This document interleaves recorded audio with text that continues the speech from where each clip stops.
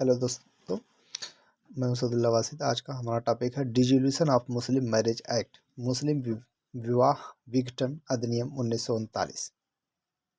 ये दोस्तों 17 मार्च 1939 ईस्वी को आया। ये मुस्लिम विवाह विच्छेद अधिनियम जो डिसोल्यूशन होता था उसके बारे में बताया गया।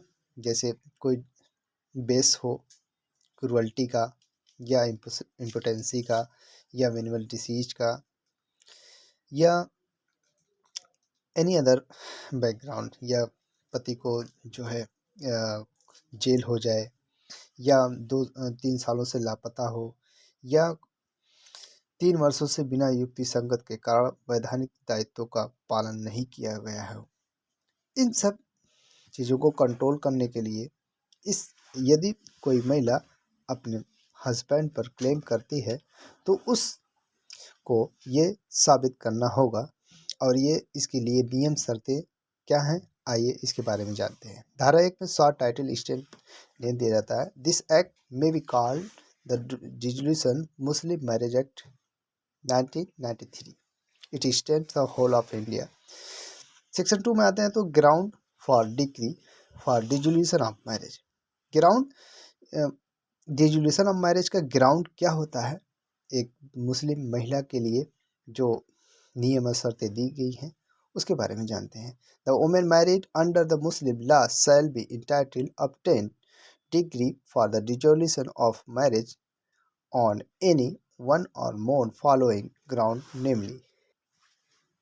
दोस्तों आइए जानते हैं कि कितने ग्राउंड है। इसमें 9 ग्राउंड है। 9 आधार पर जो है कोई भी मुस्लिम महिला अपने हस्बैंड से तलाक ले सकती है, बशर्ते आइए जानते हैं कौन से ग्राउंड हैं।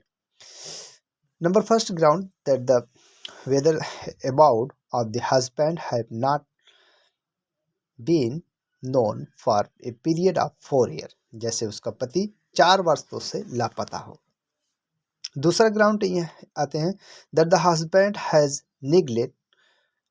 failed provided her maintenance for period of 2 years, किसी का पति जो भरण पोषण करने में फेलियर हो नियर अबाउट 2 वर्षों तक। आइए तीसरा ग्राउंड है that the husband has been sentence imprisonment for a period of 7 year upward, किसी का पति 7 वर्षों के लिए जेल हो गई हो या उससे एबव, तो कोई भी मुस्लिम महिला जो है फाइल पिटीशन करके डिवोर्स ले सकती है। और इसका चौथा ग्राउंड है that the husband has failed to perform without reasonable cause his marital obligation for a period of 3 years। 3 सालों तक, पीरियड ऑफ 3 ईयर, 3 सालों तक जो है कोई हस्बैंड जो है उसको बिना किसी रीजनेबल, विदाउट रीजनेबल काज को जो मैरिटल ऑब्लिगेशन है उसको पूरा नहीं कर रहा हो। और चौथा ग्राउंड है that the husband was important on the time of marriage and continue to be। चौथा इसमें ग्राउंड ये है यह कि पति ने 3 वर्षों तक बिना युक्ति संगत के कारण वैवाहिक दायित्वों का पालन नहीं किया हो।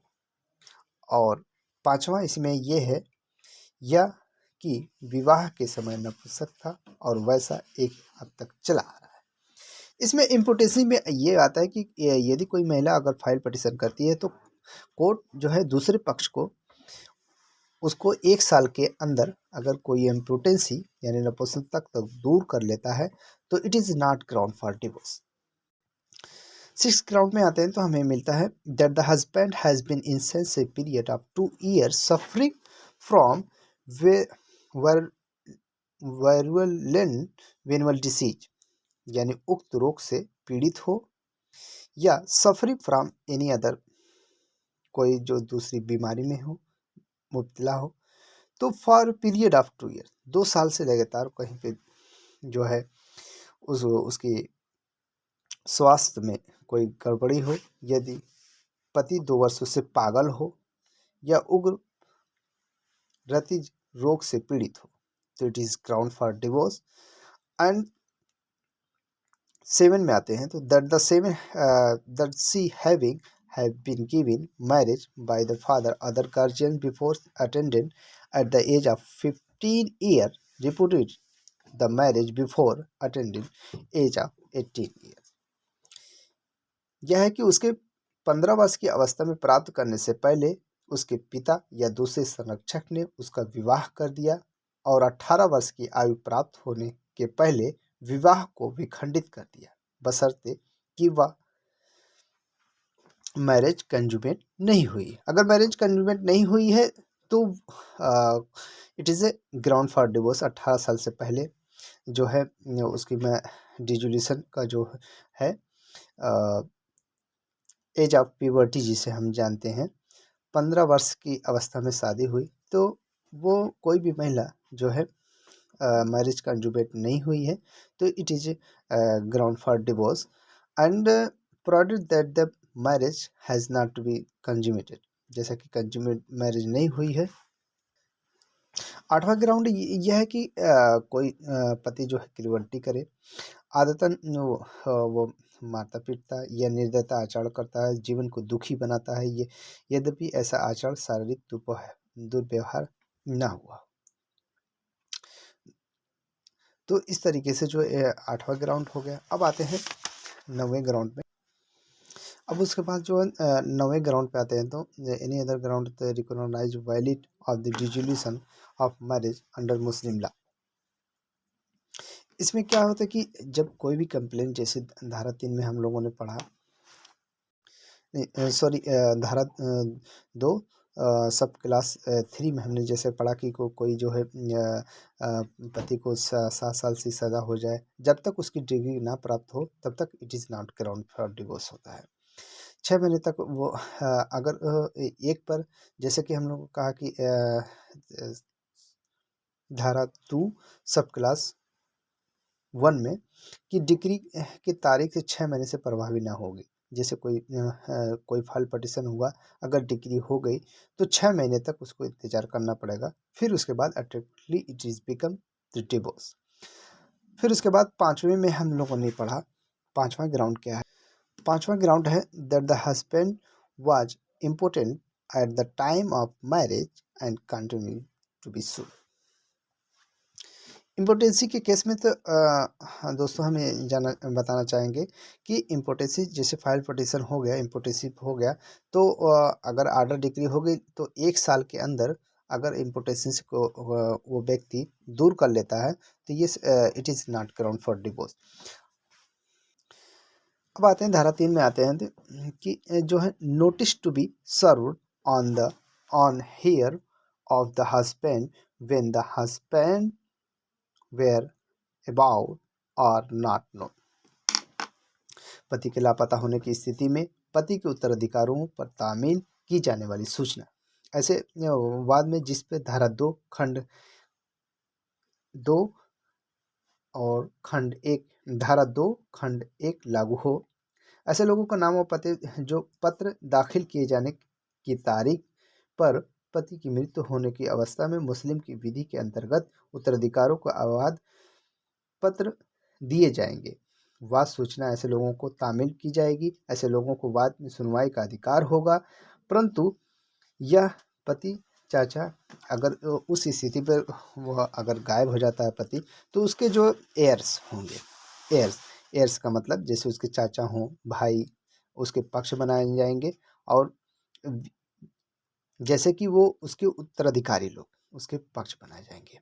और effect of confirmation another faith, धारा 4 में आते हैं effect of confirmation another faith. धर्म के परिवर्तन का प्रभाव जैसे आता है, विवाहित महिला स्त्री द्वारा इस्लाम धर्म का प्रत्याग इस्लाम धर्म से भिन्न किसी धर्म का ग्रहण स्वतः उसके विवाह का विच्छेद नहीं कर देगा, परंतु यह ऐसे त्याग के बाद स्त्री को धारा 2 में उल्लेखित किसी भी आधार पर अपने विवाह विच्छेद की डिग्री प्राप्त करने का अधिकार होगा। जैसे कि धारा 2 में हम लोगों ने पढ़ा 9 ग्राउंड जो होगा वो डिग्री प्राप्त करने का अधिकार होगा, परंतु यह भी धारा के उपबंध स्त्री पर लागू नहीं होंगे जिसने किसी दूसरे धर्म से इस्लाम धर्म में परिवर्तन कर लिया हो और फिर अपना पहले का धर्म ग्रहण कर ले। और सेक्शन 5 में आते हैं, right to dower not to be affected. जैसा कि हम लोगों ने पढ़ा होगा, इस अधिनियम के निहित कोई भी बात किसी विवाहित स्त्री के विवाह विच्छेद हो जाने पर मुस्लिम विधि के अंतर्गत मेहर किसी भाग के संबंध में उसके विवाह के अधिकार पर कोई प्रभाव उत्पन्न नहीं करेगी। जैसे कि हम लोगों ने पढ़ा होगा, मेहर की बातें जो धारा 3 में आती हैं। जैसा कि दोस्तों हम लोगों ने पढ़ा होगा, the Muslim women protection of right on divorce act 1986 में धारा 3 सब क्लास सी, धारा 3 सब क्लास 1 एंड सी, इसमें आते हैं तो दोस्तों हमें मिलता है कि सी में an amount equal to sum mehr dower agree to be paid her time her marriage at any threat after according to Muslim law. जैसे मुस्लिम डिजुल्यूशन के बाद मुस्लिम प्रत्येक महिला को जो डिजुल्यूशन हुआ है उसको महर में जो भी रकम दी गई थी, जो भी रकम देने के लिए कही गई थी, उसको सौंप दिया जाना चाहिए। जो तलाकशुदा औरत है उसको उसके महर की रकम उन्हें वापस कर देनी चाहिए। दोस्तों सेक्शन 6 में आते हैं तो इस सेक्शन को रिपील कर दिया गया है। Repeal section 5 act 26 of 1937। इसको अमेंडमेंट में जो 1942 में अमेंडमेंट कर दिया गया और इसको जो है सेक्शन 6 रिपील कर दिया गया है।